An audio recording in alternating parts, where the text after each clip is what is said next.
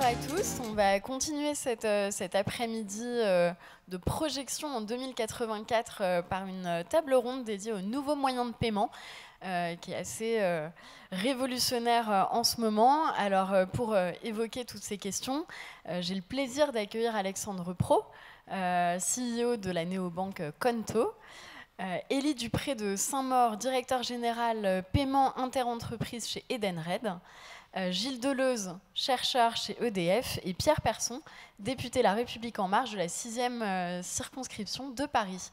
Bonjour messieurs à tous les quatre. Alors effectivement, on parle beaucoup en ce moment de tout ce qui est à la fois paiement sans contact, paiement mobile, monnaie locale et autres crypto-monnaies. Alors peut-être pour commencer, on va essayer de se projeter. Comment est-ce qu'on paiera en 2084 ? Pierre, peut-être pour commencer ? C'est une très bonne question, c'est une question très difficile à répondre. D'ailleurs, dans mon rapport que je rendais hier sur la question de savoir qu'est-ce que sera la technologie en 2020-2021, je me suis refusé à faire des pronostics, alors essayer de se plonger en 2084, ça va être encore plus long. Ce qui est sûr, c'est que les usages vont changer. Nos concitoyens demandent plus de transparence, plus d'efficacité dans les usages, et donc la technologie va continuer à accompagner.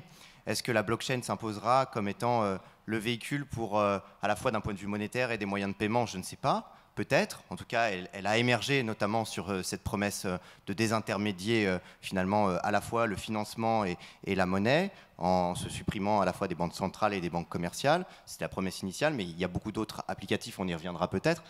Mais donc, à savoir, est-ce que la blockchain va s'implanter dans le monde monétaire? Je ne sais pas, mais certainement qu'il y a en tout cas des perspectives et des enjeux sur le sujet. Difficile à dire pour l'instant. Gilles, on s'était eu effectivement avant cette table ronde. Vous me disiez finalement, c'est encore difficile de parler vraiment de révolution, notamment en matière de blockchain pour l'instant. À court terme, oui, parce que le problème de fond sur lequel, heureusement, on travaille, c'est le cadre réglementaire et fiscal. C'est pas tant qu'une entreprise comme EDF ait un avis sur la blockchain ou la crypto, on est parfaitement neutre sur le sujet. On pourra reparler après de l'énergie, si vous voulez, sur une autre question. Oui, en 2084, on peut penser que ce sera assez généralisé. Et votre question, est-ce qu'on payera? En fait, la question, c'est qui payera en 2084. On peut très bien imaginer des tickets de métro numériques dont le prix variera en fonction de l'heure, de l'énergie qui est utilisée au moment où le métro va rouler et du monde qu'il y a dans le métro, qui donne en plus une information sur l'origine de l'énergie lorsque le métro a roulé. On peut imaginer d'autres choses, par exemple... Dans la maison du futur, on peut imaginer qu'il y ait toujours 2 parents, 2 enfants, peut-être un chien et un chat à intelligence augmentée, qui sait, pauvre bête. Et la question, c'est de savoir qui achètera l'électricité dans cette maison.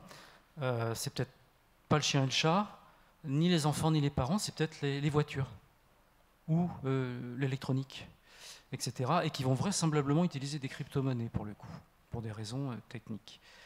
Et juste pour finir, en 1963, Philippe Cadic, je ne sais pas si vous connaissez, c'est l'auteur de Ubik en particulier, donnait dans son roman l'existence d'une porte qui avait besoin de jetons pour être ouverte. Évidemment, le héros du roman étant fauché, il n'avait plus les jetons pour ouvrir la porte. Bon, ça fait référence au système de comptage à jetons qu'il existait pour les compteurs en Angleterre, aux États-Unis. Ça peut être un cauchemar, mais on voit bien que IoT, blockchain 5G, ça fait quelque chose qui pourrait ressembler à ça en 2080. Alors il y a la question effectivement de qu'est-ce qu'on paye, pourquoi, et puis il y a aussi la question des supports. Chez Edenred, c'est quelque chose que vous voyez un petit peu au quotidien. Comment est-ce qu'on payera en 2084 ? Est-ce qu'il y a des choses où effectivement on peut se dire que ça va se développer dans les années à venir ? Oui, alors ce dont on peut témoigner chez Edenred, c'est la rapidité, je dirais l'accélération du rythme d'innovation dans les supports de paiement. On est une société qui, pendant plus d'une trentaine d'années, a vendu des titres papier. Et depuis une dizaine d'années, qui fait des cartes de paiement, depuis 2 ans du paiement mobile et depuis 6 mois du paiement par API.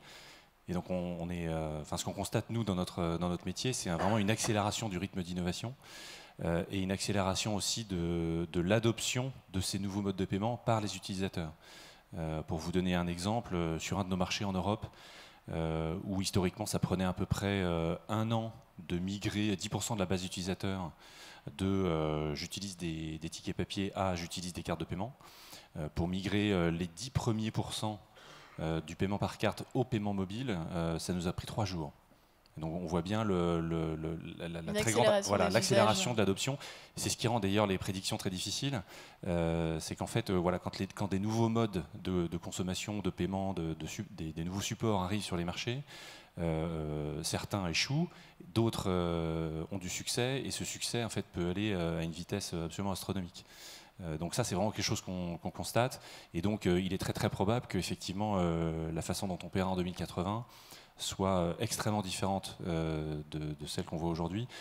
Enfin, si j'avais une prédiction à faire, c'est que très probablement une grande tendance quand même qu'on voit dans la migration des usages, c'est du paiement de plus en plus silencieux. Ce qu'on appelle du silent payment, c'est-à-dire vraiment... ouais, voilà, exactement. Et effectivement, on se rendra même probablement en 2080, quelle que soit la technologie utilisée, le paiement sera devenu quelque chose dont on ne s'en rendra même plus compte. Ça, j'en suis assez persuadé. C'est ce qui a fait le succès d'entreprises comme Uber, par exemple. Mais le fait d'arriver à embarquer les utilisateurs dedans, le fait que ce soit eux qui soient très demandeurs de ces nouveautés, ça, j'imagine que vous le voyez aussi chez Conto, plutôt du côté des professionnels. Oui, alors, chez Conto, on offre, peut-être en deux mots, parce que tout le monde ne connaît pas forcément, on est une néobanque à destination des PME, et on a lancé il y a à peu près 1 an et demi en France. On a plus de 25 000 petites entreprises françaises qui sont clientes chez nous. Effectivement, on propose un compte avec IBAN, RIB, etc., des cartes de paiement, et on a une roadmap produit pour pouvoir rajouter des fonctionnalités, on va dire, plus modernes, telles que le paiement mobile, etc. Mais on a aussi eu beaucoup de demandes, alors c'est un peu paradoxal, mais aussi beaucoup de demandes pour pouvoir encaisser des chèques avec Conto, ce qui est possible depuis maintenant quelques semaines. Donc on voit qu'il y a un peu, j'allais dire, il y a à la fois beaucoup d'innovations et beaucoup de choses nouvelles qui arrivent, mais il y a en même temps encore beaucoup de gens, beaucoup d'entreprises dans notre cas, qui veulent utiliser les moyens de paiement, on va dire, très traditionnels, tels que les chèques, alors qu'ils sont une spécificité française, mais donc il y a les deux, c'est-à-dire il y a beaucoup d'innovations, mais il y a aussi des moyens de paiement que les gens veulent continuer à utiliser, quoi. Le chèque, c'est effectivement un amour très français, mais finalement, du coup, on peut se poser la question, est-ce que les utilisateurs, les consommateurs sont vraiment prêts à embrasser cette révolution du paiement, Pierre ? En fait, ça dépend des pays. C'est vrai qu'en France, on est très attaché au cash, même si on voit bien que la tendance, elle est à la diminution. La monnaie scripturale, notamment le chèque, reste encore extrêmement présent. C'est une particularité française. Et en France, on utilise du cash, notamment sur des petits paiements, sur des paiements en deçà de 20 €. Bien entendu, la monnaie électronique va, à mon avis, s'accélérer. La prise en compte, son usage va avoir tendance à s'accroître. Mais on voit bien que la France, d'ailleurs, est plutôt conservatrice sur le sujet. Les Chinois utilisent WeChat pour payer, pour régler leurs transactions, alors que nous, en France, on a peu d'applicatifs qui sont utilisés pour payer. Vous voyez rarement des gens payer avec leur téléphone portable à la caisse d'un supermarché. Donc tout ça fait que vous allez avoir sûrement une accélération des usages qui sont difficiles à prédire, qui vont évoluer en fonction finalement de s'ils arrivent à s'implanter dans les mœurs et les coutumes de nos concitoyens. Et puis ça va dépendre aussi des mentalités. Les Français sont très attachés au liquide. Moi je pense que pour des questions, et on parle souvent de la blockchain, du bitcoin sous l'angle du blanchiment, du financement du terrorisme, aujourd'hui, le blanchiment et le financement du terrorisme intervient très souvent en cash. Moi, je propose notamment à ce qu'on réduise drastiquement le cash. Vous avez vu, je crois qu'au 1er janvier, on ne peut plus, en tout cas la Banque Centrale Européenne n'émet plus de billets de 500 € parce que c'était le billet le plus utilisé d'un point de vue délictuel. Et donc, on va tendre à réduire le cash. Moi, je propose qu'en 2030, on se pose la question de savoir si finalement l'euro, le billet d'euro est encore quelque chose de moderne et qui peut être utilisé. Il y a une vraie responsabilité aussi des pouvoirs publics dans cette révolution-là, de dire finalement, effectivement, on va réduire la monnaie scripturale, on va plutôt préférer les virements, des moyens de paiement dématérialisés, que ce soit pour les impôts, que ce soit pour pas mal d'interactions avec l'administration. C'est aussi une responsabilité des pouvoirs publics à ce niveau-là. Le rôle des pouvoirs publics, c'est d'anticiper. Et puis c'est d'accompagner. Le rôle des pouvoirs publics, c'est pas d'imposer, c'est nos concitoyens qui, dans leurs actions au quotidien, leurs usages, font le choix d'utiliser soit une carte bancaire ou du liquide. Après, c'est sûr qu'il y a des risques qui sont associés à des moyens de paiement et donc il faut travailler là-dessus. La monnaie électronique permet une meilleure traçabilité. Là, la preuve de la blockchain, c'est que très souvent, le paradoxe, c'est qu'on dit voilà, c'est anonyme, mais elle est aussi extrêmement traçable. Donc finalement, vous avez une clarté, une transparence dans les transactions. Puis par ailleurs, c'est la promesse de désintermédier absolument l'émission monétaire, et une monnaie banque centrale tokenisée, pour moi, revêt un côté un peu futuriste, mais qui, je pense, doit intéresser les pouvoirs publics. Gilles, la traçabilité, on en avait parlé, effectivement, vous me disiez, finalement, c'est ce qui peut faire aussi bien peur à certaines autorités et en même temps en attirer d'autres qui peuvent y voir un moyen aussi de voir ce que font leurs concitoyens, finalement. Oui, quand on observe la Chine, bon, on voit bien que leur avance est liée au fait qu'ils partent de loin. Hein. Quand on est un petit peu en retard, on peut faire des sauts et se retrouver en premier. La France, elle va comme un système financier relativement surstabilisé, ce qui fait qu'il n'a pas forcément besoin d'une grande révolution non plus. Il peut être un peu plus lent. Mais c'est vrai que si on analyse les développements crypto de pays comme la Chine et la Russie, on voit bien qu'il y a le souci de faire sa propre crypto pour contrôler sa population et ses échanges. Donc c'est assez agnostique, une technologie. Ouais, après, si on parle de traçabilité, moi, ce qui me semble intéressant, c'est qu'on va pouvoir tracer aussi l'origine de production de la monnaie. Juste de petits chiffres, l'or et les billets de banque consomment à peu près 140 TWh d'énergie de production. C'est à peu près le 10e de ce qu'on consomme pour les NTIC dans le monde, hein, qui représente lui-même Japon plus Allemagne en énergie. Il y avait une table ronde tout à l'heure sur ce sujet. Le minage du Bitcoin, c'est 15, c'est-à-dire c'est le 10e de ce qu'on consomme pour produire l'or et les billets de banque chaque année. Donc il faut relativiser l'aspect Bitcoin gouffre énergétique. Il n'est pas impossible que si on gère ça correctement, mais c'est la condition, on arrive à faire en sorte que les crypto-monnaies diminuent l'empreinte écologique du système financier. Il faut le faire bien, ce n'est pas toujours le cas, mais c'est un défi. C'est une possibilité intéressante. Élie, effectivement, je crois que vous partagez le constat, vous m'aviez dit, mais c'est une hérésie de se dire qu'on utilise encore autant de cash alors qu'on est en train de parler effectivement d'une planète qui se dégrade au niveau environnemental et on ne se rend même pas compte que tous les jours on contribue à ça en utilisant du cash. Ouais, surtout si on considère le cycle de vie complet en fait. C'est-à-dire que quand on pense qu'effectivement un billet ou enfin du scriptural ou des tickets papier qu'on a longtemps pratiqué chez Edenred pendant des décennies, non seulement il faut les produire, mais il faut les transporter. Et moi, ça me semble complètement fou de se dire qu'en 2019, il y a des camions qui roulent au diesel et qui transportent des bouts de papier pour faire des échanges monétaires. Enfin, ça paraît complètement fou.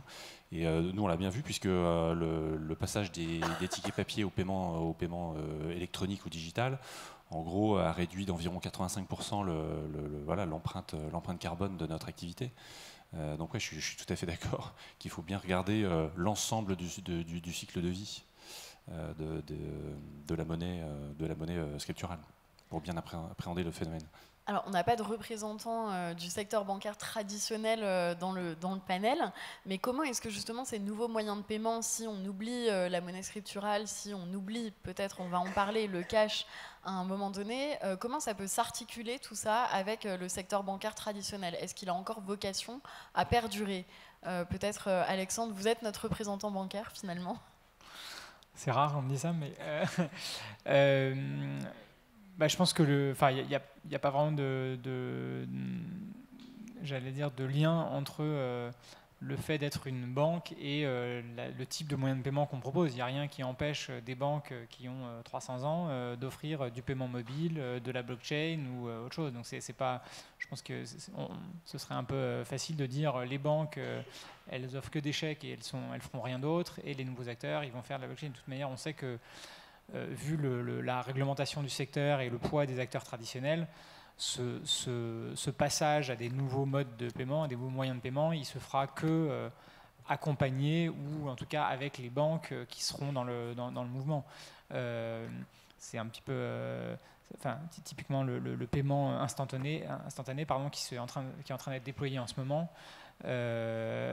On voit bien que si des nouveaux acteurs comme nous par exemple font du paiement instantané, mais que de l'autre côté les banques traditionnelles qui représentent encore une très grande majorité de transactions ne sont pas prêtes à recevoir des paiements instantanés, par définition pour faire du paiement instantané il faut que l'émetteur et le receveur soient connectés, et donc c'est un peu l'œuf et la poule, et donc je pense que c'est pareil pour d'autres types de moyens de paiement. Il va falloir que les grandes banques traditionnelles soient embarquées. Donc je pense que tout le monde sait que ça va arriver. Alors il y en a qui sont plus ou moins engagés, qui freinent peut-être un peu de temps en temps cette évolution. Mais c'est sûr que ça va arriver. Il n'y a pas d'opposition frontale finalement. Tout le monde va devoir se faire embarquer dans le mouvement. Oui. Élie ? Non, ce que je voulais rajouter, c'est que là où je suis tout à fait d'accord aussi, c'est que je pense que là où les banques traditionnelles ont un rôle à jouer, c'est un rôle de tiers de confiance. Vous l'avez un tout petit peu dit tout à l'heure sur la blockchain, et c'est peut-être un des freins d'ailleurs à une adoption plus massive de la technologie blockchain, c'est le facteur de confiance. Et quand vous êtes un consommateur, et notamment quand vous vous posez la question d'adopter ou non un nouveau mode de consommation, un nouveau mode d'utilisation des moyens de paiement, le facteur confiance est très important. Et ça, c'est vrai que c'est un capital qu'ont les acteurs bancaires traditionnels, puisqu'effectivement, ils sont là depuis 300 ans, ils ont développé un capital confiance qui est important. Et ça, c'est un atout que ces acteurs-là ont. Encore faut-il qu'ils se dotent des moyens pour distribuer de façon massive les nouveaux modes de paiement. Mais ils ont ce capital confiance qui est très important pour l'adoption. Cette confiance, elle va jouer à la fois au niveau des banques, aussi au niveau des entreprises, j'imagine, qui vont pouvoir accepter, favoriser ce type l'émergence des nouveaux moyens de paiement. Ouais, tout à fait, dans la mesure aussi où, on oublie souvent de le dire, mais le paiement B2B, le paiement entre entreprises, c'est des sommes qui sont bien plus importantes en fait que le paiement consommateur. Chez Edenred, il y a une diversification qu'on a entreprise il y a quelques années, et en particulier maintenant aux États-Unis. Vous avez, je crois, le marché américain du paiement B2B, c'est 25 000 milliards de dollars, donc c'est vraiment très très important. Et d'ailleurs, le chèque n'est pas uniquement l'apanage de la France, puisque aux États-Unis, vous avez environ 70% des paiements B2B qui sont par chèque aujourd'hui. C'est difficile à croire. Au pays des GAFA, 70% des paiements B2B se font en chèque. Et donc il se passe plein de choses là-bas dans le paiement B2B. Et effectivement, on assiste à une transformation très rapide des modes de paiement, y compris B2B. Et donc c'est des enjeux d'efficacité qui sont très très importants, de productivité pour les entreprises américaines ou beaucoup d'entreprises dans le monde. Peut-être pour rebondir sur ce que vous venez de dire, je pense que sur le chèque, un exemple, c'est la réglementation, évidemment, a beaucoup d'impact sur ce qu'on peut faire ou ne pas faire. En l'occurrence, aux États-Unis, on peut prendre une photo d'un chèque et l'encaisser sans envoyer physiquement le papier, le morceau de papier, alors qu'en France, malheureusement, c'est pas possible. Donc typiquement nous, parce qu'on a vraiment creusé le sujet, nos clients qui veulent encaisser des chèques, ils peuvent tout faire à distance, sauf l'encaissement de chèque, au sens où ils peuvent prendre la photo, etc. Mais ensuite, ils doivent quand même malheureusement envoyer par la poste le chèque à un centre de traitement. Donc ils n'ont pas vraiment à se déplacer physiquement, mais au moins à poster le chèque. Et ça, c'est un peu dommage, mais on est contraint par la réglementation. Donc il y a aussi des limites hérité on va dire, du passé, et peut-être avec un manque quelquefois d'audace, on va dire, de certains acteurs, qui font qu'on ne peut pas forcément aller aussi vite que ce qu'on aimerait dans l'innovation et dans la mise en place de nouveaux modes de fonctionnement, quoi. Il y a une marge de progression à ce niveau-là. Gilles, chez EDF, pareil, le paiement inter-entreprise, c'est quelque chose aussi où c'est peut-être là que de nouveaux moyens de paiement vont pouvoir émerger, peut-être en premier même. Oui, alors on a découvert d'ailleurs par hasard que la Banque de France expérimentait la blockchain avec certains de nos paiements inter-entreprises. Bon, ça a l'air de marcher. C'est plutôt positif. Oui, on est très neutre vis-à-vis de ça. Le tout, c'est que ça correspond derrière à des monnaies stables, surtout, reconnues, validées par les autorités, qui fait que les salariés, les partenaires aient un vrai argent. Voilà, c'est quand même le point important. Sur la notion de tiers de confiance, c'est vrai que c'est un point important, parce que dès qu'on digitalise quelque chose, on crée une vulnérabilité à l'interface entre le monde physique où nous vivons et le monde digital. Et dès qu'on digitalise en particulier la monnaie ou les échanges, on voit apparaître toutes sortes de possibilités de scam sur cette interface-là. Par exemple, il y a des monnaies énergétiques qui émergent comme des monnaies solaires, le solar coin, etc., indépendamment de la techno, d'ailleurs, que ce soit blockchain ou pas. Elles ont toute une vulnérabilité, c'est qu'aucune ne valide la réalité des actifs de production qui sont utilisés. C'est des monnaies globales, mondiales, c'est 3 start-upers, ils n'ont absolument pas les moyens de vérifier si c'est des diesels, des fausses unités de production qui produisent des monnaies complètement fictives. Et donc ça, c'est un vrai bug. Donc dans tous ces systèmes-là, on voit réapparaître des tiers de confiance qui font en fait souvent des institutionnels qui vont muter et changer de rôle. Ça va permettre de trier finalement le bon grain de livret dans tout ce qui peut avoir le label un petit peu nouvelle technologie qui peut attirer, mais qui peut du coup nourrir aussi cette défiance finalement des consommateurs. Pierre ? On est dans un secteur qui n'est pas du tout régulé pour l'instant, qui commence à l'être, avec des régulations et des réglementations qui sont disparates à travers le monde. Vous avez des réglementations totalement obligatoires, notamment côté États-Unis. Vous avez un aspect prohibitif au niveau de la Chine, même si dans son fort intérieur, la Chine travaille à créer ses propres moyens et ses propres monnaies et ses propres blockchains d'État. Donc généralement, il va falloir en effet accompagner pour que on aide à la fois les acteurs et les entrepreneurs, ceux qui sont dans une logique constructive, hein, donc j'écarte toutes les arnaques et les scams, et puis qui puissent continuer à faire de la recherche et développement pour porter de nouveaux projets. La vraie question sur le secteur bancaire, c'est qu'aujourd'hui, la plus-value de la banque, c'est en effet d'être un tiers de confiance. C'est le point entre A et B qui échangent de l'argent et qui vérifie qu'entre A dispose bien de l'argent et B qui recevra bien l'argent.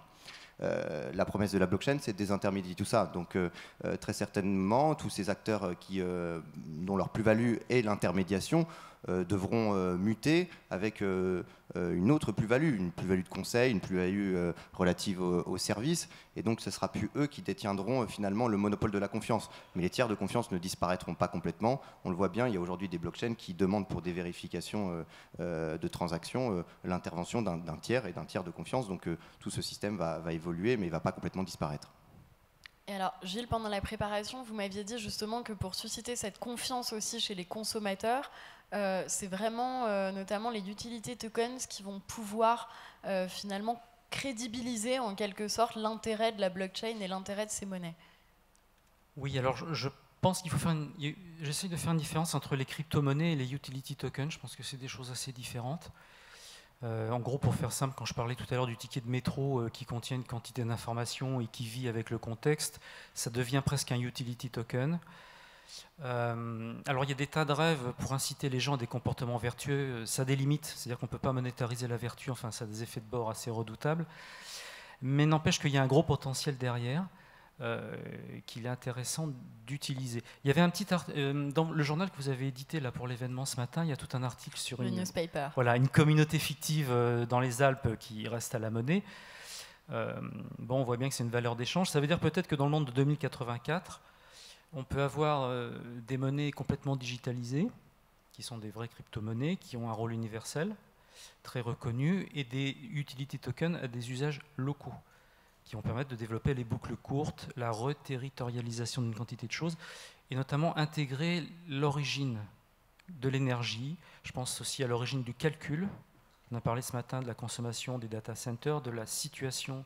Donc ça permet également de reprendre la main sur où sont mes données, d'où vient l'énergie qui permet de stocker, gérer ma donnée, etc. Ce sont des choses qu'on peut envisager même à assez court terme, si le cadre légal le favorise. Et je pense que ça va dans toute une mouvance qu'on voit en ce moment qui est de reterritorialiser une certaine quantité de choses. Alors, on en revient à cette notion finalement de traçabilité. Alors ça, c'est une des grandes questions qui revient régulièrement quand on parle de paiement. Est-ce qu'on peut imaginer vraiment un monde sans cash ? Alors d'ici 2084, on va essayer de se projeter. Est-ce que c'est possible ? Est-ce que c'est souhaitable aussi ? Élie, peut-être ? D'abord, moi, la première chose, c'est que c'est déjà une réalité en fait, dans quelques pays, quasiment. Si on reprend les pays d'Europe du Nord, je crois que c'est la Suède où aujourd'hui, si vous êtes commerçant, vous avez le droit de refuser le cash. Vous avez toujours le droit d'en accepter, mais vous avez déjà le droit de le refuser. Et donc, dans un certain nombre d'économies d'Europe du Nord, on vit déjà quasiment dans un monde sans cash. Et la Chine, effectivement, a évolué très très vite. Avec une adoption massive du paiement mobile par QR code. Et donc on a déjà en fait sous les yeux des exemples quasiment 2084. Mais c'est vrai qu'on a les habitudes de paiement étant des choses très très culturelles. On a face à nous un panachage très très divers en fait, d'habitudes et de modes de consommation dans le paiement dans le monde. On a la chance d'opérer dans une 50aine de pays chez Edenred et on constate effectivement ces différences très élevées. Mais force est de constater que premièrement, il y a déjà quelques pays qui n'en sont pas très loin. Et deuxièmement, il y a un autre truc qui est assez implacable, c'est la démographie.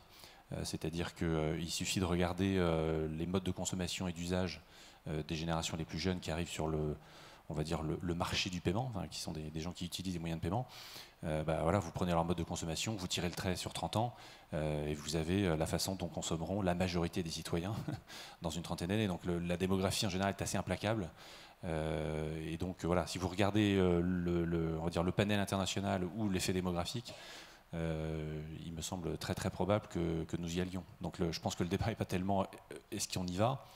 Le débat peut être plutôt effectivement qu'est-ce que par exemple les autorités publiques peuvent mettre en place pour générer de la confiance, pour s'assurer que les acteurs de place offre comment dire, la sécurité nécessaire, etc., etc. Mais est-ce qu'on y va, pour moi, n'est plus vraiment voilà, c'est plus vraiment dans le débat, je pense.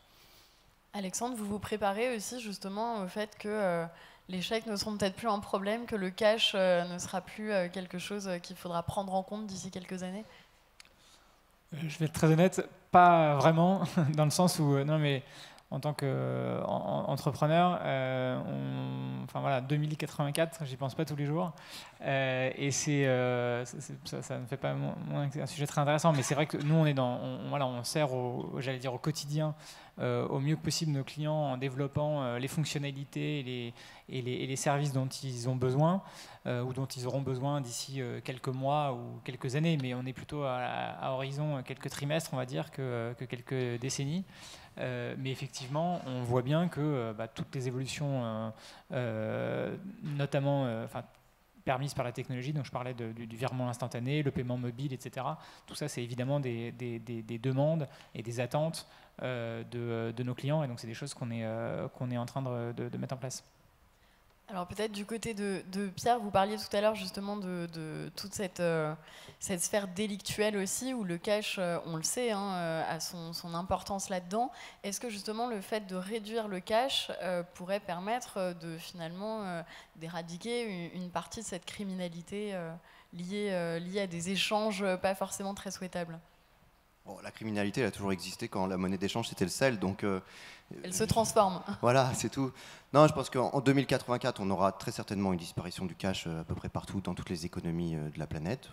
Et on aura, à mon avis, vécu une révolution monétaire dans la mesure où les banques centrales se seront posé la question de savoir comment est-ce qu'elles émettaient leur monnaie et comment elle était gérée. Et donc, très certainement que la question de la blockchain, de la technologie blockchain, préoccupera les banques centrales dans les années à venir, parce que c'est la promesse d'avoir une simplification dans les échanges, pas simplement entre personnes privées, mais aussi avec les personnes physiques, dans la collecte tout simplement de l'impôt. Vous pouvez imaginer que l'euro qui est tokenisé, qui correspond aujourd'hui à 1 euro à votre pièce d'euro, sur ce token, vous avez associé un smart contract qui, en fonction des échanges, collecte directement la TVA.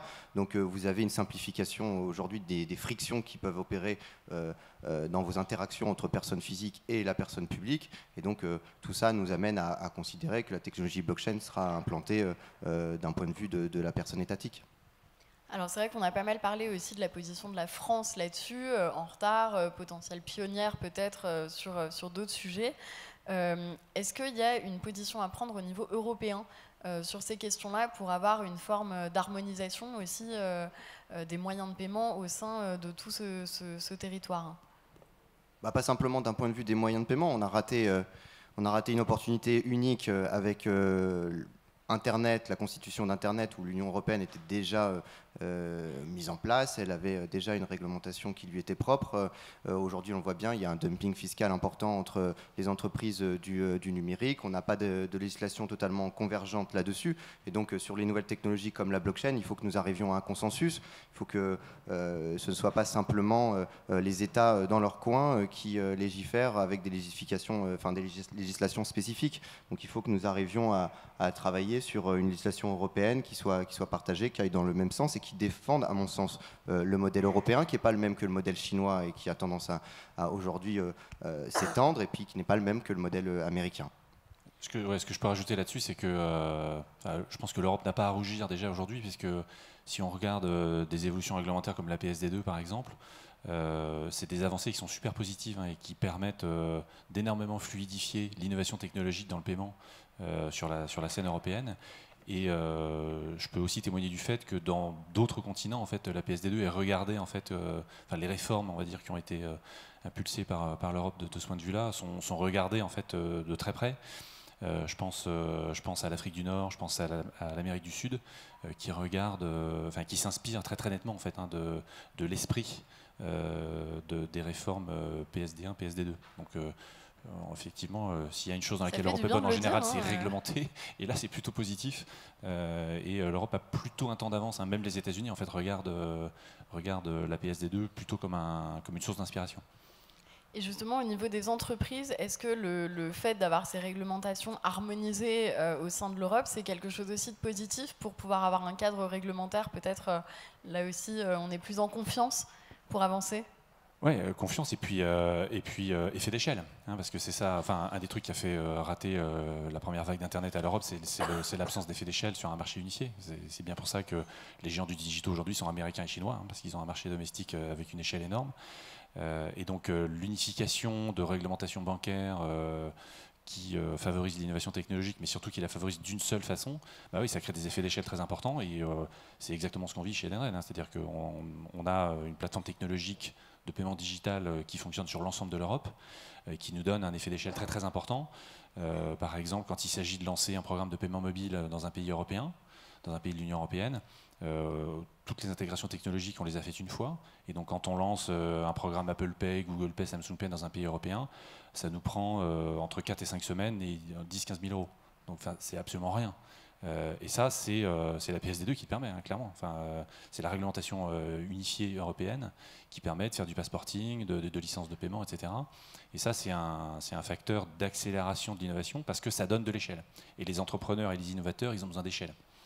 Alexandre, je vous vois hocher vigoureusement la tête. Les effets d'échelle, quand on est une start-up, on connaît plutôt bien. Ouais, non, mais effectivement, je suis tout à fait d'accord, c'est très important. Donc, dans notre cas, concrètement, on a eu un agrément d'établissement de paiement qui a été délivré par la CPR, donc le régulateur français, qui dépend de la Banque de France. Et avec cet agrément, on peut opérer, c'est ce qu'on va faire d'ailleurs dans le courant de cette année, dans toute l'Union européenne. Et c'est comme ça qu'on va lancer Conto en Allemagne, en Italie et en Espagne, avec des formalités, on va dire, administratives très légères, qui tiennent compte du fait qu'on a déjà cet agrément, cette licence en France. Donc c'est tout à fait vrai. Et évidemment, ça change complètement l'optique d'un projet comme le nôtre. Et évidemment, pour lever des fonds, etc., c'est très différent de dire notre marché c'est la France ou bien notre marché c'est l'Europe. Et d'ailleurs, on a l'agrément qui nous permet d'aller partout en Europe. Donc j'allais dire pour des gros acteurs et a fortiori pour des jeunes acteurs ou des acteurs récents comme nous, c'est évidemment absolument capital d'avoir un marché européen le plus unifié possible et le plus homogène possible. Alors c'est pas, quand on creuse un peu, donc l'agrément, etc., c'est très bien. Après, quand on creuse, il y a encore des différences, malheureusement. Hein. On va pas rentrer dans les détails, mais il y a encore des différences. Mais évidemment, toute cette tendance de dire l'Europe, il faut qu'à la fois qu'on se, entre guillemets, défende par rapport à des acteurs américains, chinois, etc.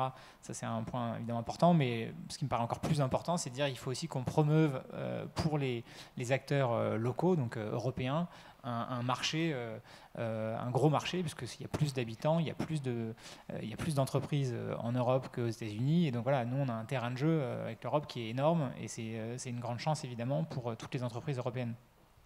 Peut-être pour terminer, c'est ça qui manque justement au niveau de la blockchain, au niveau des crypto-monnaies, pour que ça puisse vraiment décoller dans les années à venir, ce cadre réglementaire harmonisé.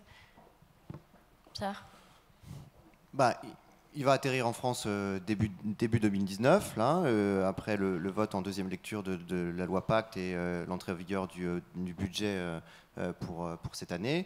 Maintenant, ce qu'il va falloir, c'est que nous le portions au niveau européen auprès de la Commission et auprès du Parlement. C'est une bataille qu'il faut mener, c'est une bataille aussi pour exporter un modèle, parce qu'il n'y a pas beaucoup aujourd'hui de législation à la fois au sein des États membres, mais à l'international, qui ont travaillé sur la question de la blockchain et des cryptoactifs.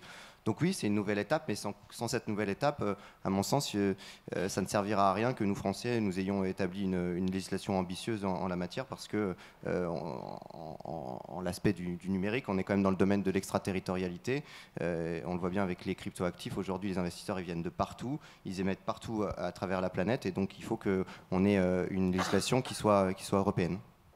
Gilles, vous partagez ce constat, effectivement, que finalement, plus vaste sera le cadre, plus on arrivera effectivement à donner confiance aux gens? Oui, par exemple, à très court terme, les bénéfices de la numérisation des finances, c'est sur les chambres de compensation et le back-office, typiquement d'activités de trading ou de négoce, de choses comme ça. Donc là, il y a des gros gains, et effectivement, ça passe par une régulation européenne, forcément. L'autre aspect dont j'ai un petit peu parlé tout à l'heure avec l'économie des machines, le fait que ce soit les objets qui vont éventuellement faire les trading, les voitures en Europe, les camions voyagent, donc aussi besoin d'un système unifié. Donc c'est des enjeux importants pour tout ce qui est infrastructure, l'énergie, mais tout le reste aussi. Voilà. Élie, vous attendez aussi un petit peu de voir comment ça va se développer, toutes ces questions de blockchain, de cryptoactifs, peut-être pour ensuite les utiliser? Alors en fait, ouais, notre approche sur le sujet, c'est d'être relativement agnostique en termes de technologie. C'est une approche qu'on essaie de toujours avoir et de toujours partir en fait des besoins de nos utilisateurs et comment on peut résoudre leurs pain points du quotidien. Et d'avoir du coup une approche ouais, vraiment agnostique en termes de technologie. C'est-à-dire que c'est pour ça d'ailleurs qu'on s'efforce de leur proposer plusieurs modes de consommation différents. Ça peut être du ticket papier pour encore certains pays dans le monde. Bien sûr, ça peut être de la carte, ça peut être du mobile, ça peut être des API, et ça va dépendre des générations, des pays, etc. Et on le voit bien dans l'adoption d'ailleurs. Hein, c'est-à-dire que on a lancé il y a quelques mois maintenant, je crois qu'on va en reparler plus tard ici même, enfin dans un autre débat, mais on a lancé plusieurs partenariats avec des plateformes de livraison de repas, donc des Uber Eats, des Deliveroo, des choses comme ça, et on voit bien une adoption hyper rapide et massive par des utilisateurs de moins de 30 ans.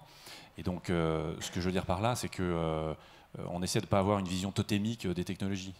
C'est pas la technologie pour la technologie, et c'est pas la blockchain pour la blockchain. On part des pain points des utilisateurs, quels sont leurs besoins, et on va chercher les technologies qui vont bien pour satisfaire ces besoins-là.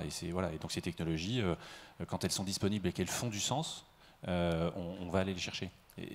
Parce que je pense que ça c'est une des choses qu'on a appris ces dernières années chez Edenred dans le monde du paiement, c'est qu'en fait aujourd'hui le sujet n'est plus vraiment la technologie, c'est-à-dire que la technologie elle est disponible, on trouve toujours de la technologie, on la trouve très facilement à louer, hein, d'ailleurs on n'a plus besoin de la développer soi-même. En revanche, ce qui fait la différence entre ceux qui ont du succès et ceux qui en ont moins, c'est la finesse de compréhension des problèmes des utilisateurs et la finesse de compréhension de quels sont les maillons de la chaîne de valeur technologique où il faut vraiment être positionné soi-même. Mais l'accès à la technologie, en fait, n'est plus vraiment un problème. Donc, en tout cas, nous, la blockchain, on la regarde comme un objet technologique qui peut-être un jour nous servira si elle vient résoudre objectivement des problèmes. Si ça permet de faire la même chose sans améliorer la situation, mais c'est cool parce que c'est de la blockchain, ça nous intéresse moins. Donc, on part vraiment des besoins et de comment on peut améliorer la situation factuelle de nos utilisateurs. C'est une bonne conclusion, la technologie pour la technologie, finalement, ça sert à rien. Il faut d'abord envisager les usages pour voir ce qu'on peut développer à partir de ça. Merci beaucoup à tous les quatre. On enchaînera avec une table ronde autour du magasin, du phygital et puis de tout ce qui concerne le retail, après 5 petites minutes de pause. Merci à tous.